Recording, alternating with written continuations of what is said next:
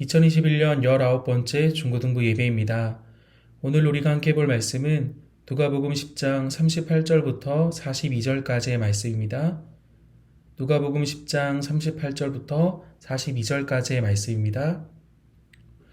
그들이 길 갈 때에 예수께서 한 마을에 들어가심에 마르다라 이름하는 한 여자가 자기 집으로 영접하더라. 그에게 마리아라는 동생이 있어 주의 발치에 앉아 그의 말씀을 듣더니 마르다는 준비하는 일이 많아 마음이 분주한지라. 예수께 나아가 이르되 주여 내 동생이 나 혼자 일하게 두는 것을 생각하지 아니하시나이까. 그를 명하사 나를 도와주라 하소서. 주께서 대답하여 이르시되 마르다야 마르다야 내가 많은 일로 염려하고 근심하나 몇 가지만 하든지 혹은 한 가지만이라도 족하니라. 마리아는 이 좋은 편을 택하였으니 빼앗기지 아니하리라 하시니라. 누가복음 10장 38절부터 42절까지의 말씀. 아멘. 마르다와 마리아는 베단이라는 작은 마을에 살았습니다. 예루살렘 성전 동쪽 문에서 남동쪽으로 약 3km 떨어진 곳이 바로 베다니입니다. 복음서의 말씀을 보면 예수님은 최소한 3차례 그들의 집을 방문하셨던 것으로 보입니다.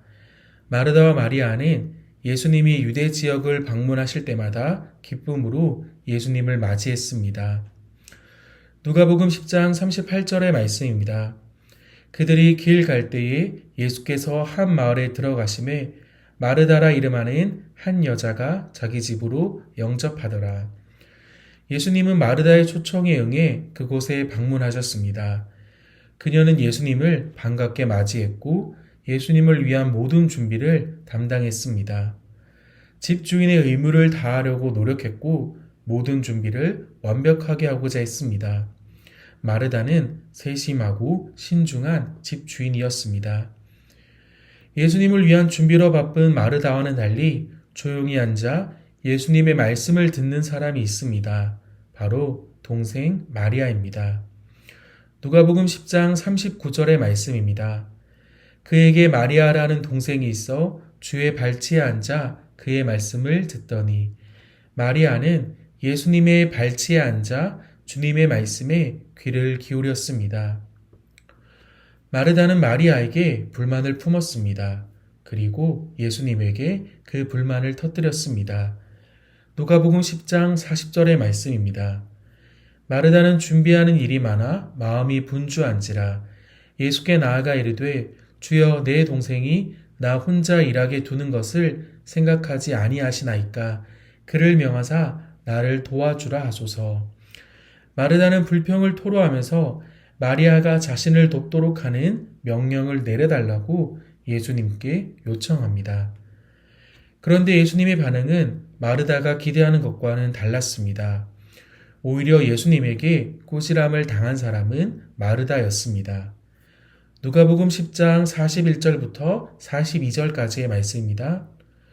주께서 대답하여 이르시되 마르다야 마르다야 내가 많은 일로 염려하고 근심하나 몇 가지만 하든지 혹은 한 가지만이라도 족하니라.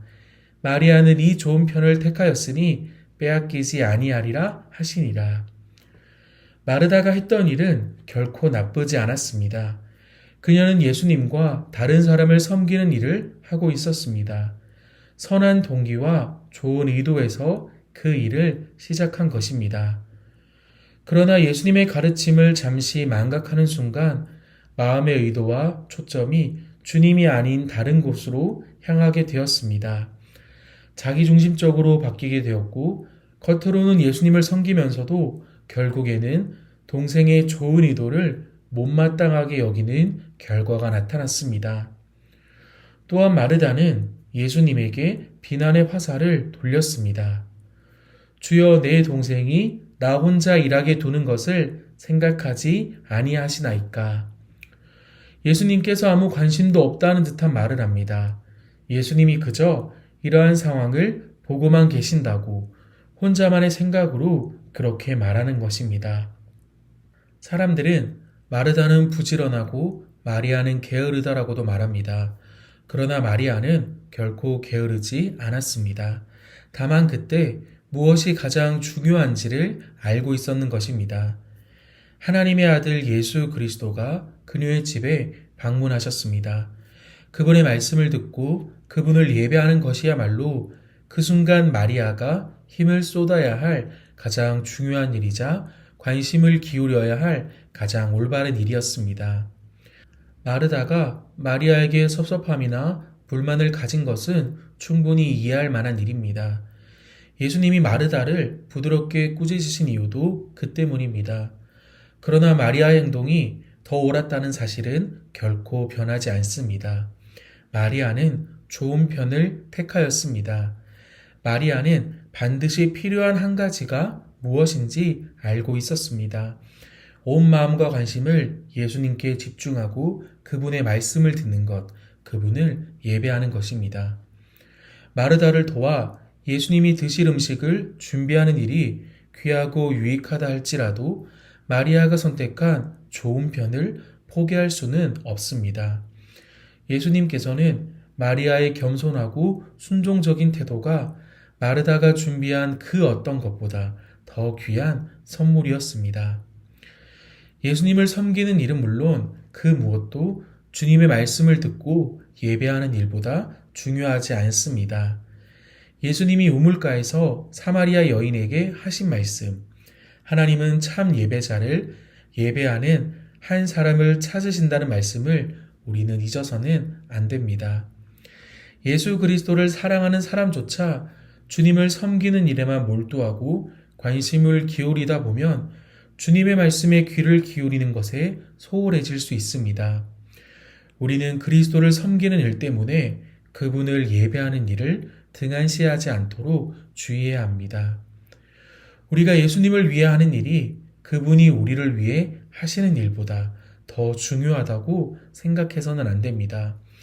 예수님을 위해 무엇을 해야 할지 지나치게 염려한 탓에 마르다는 주님이 자신을 위해 하시는 일에 감사하는 마음을 잃고 주님의 말씀에 귀 기울이지 못했습니다. 하나님이 우리에게 맡겨주신 일들이 있습니다. 우리는 그것을 기쁨으로 순종하며 기꺼이 감당해야 합니다. 그러나 우리가 잊지 말아야 할 것은 그 어떤 봉사나 헌신, 그리고 섬김도 믿음과 예배보다 앞설 수는 없다는 것입니다. 하나님은 다양한 사람들을 도구로 사용하십니다. 마리아는 물론 마르다를 통해서도 하나님은 역사하십니다. 그들을 통해 하나님의 일을 하시고 뜻을 이루어 가십니다. 그렇다면 하나님께서 쓰시는 도구인 우리가 가장 먼저 해야 할 일은 무엇입니까? 주의 발치에 앉아 그의 말씀을 듣더니 하나님의 말씀을 듣는 것입니다. 우리는 그 한 가지를, 그 좋은 편을 끝까지 포기해서는 안 됩니다. 예수님께서는 우리가 그것을 끝까지 붙잡고 우리의 삶 속에서 그것을 이루어 나가는 것을 그 무엇보다도 원하고 계십니다. 시편 27편 4절의 말씀입니다. 내가 여호와께 바라는 한 가지 일 그것을 구하리니 곧 내가 내 평생에 여호와의 집에 살면서 여호와의 아름다움을 바라보며 그의 성전에서 사모하는 그것이라. 주님과 함께하는 그 한 가지를 우리의 평생의 소원으로 두고 하나님의 말씀 안에 거하는 여러분의 삶이 되기를 축복합니다.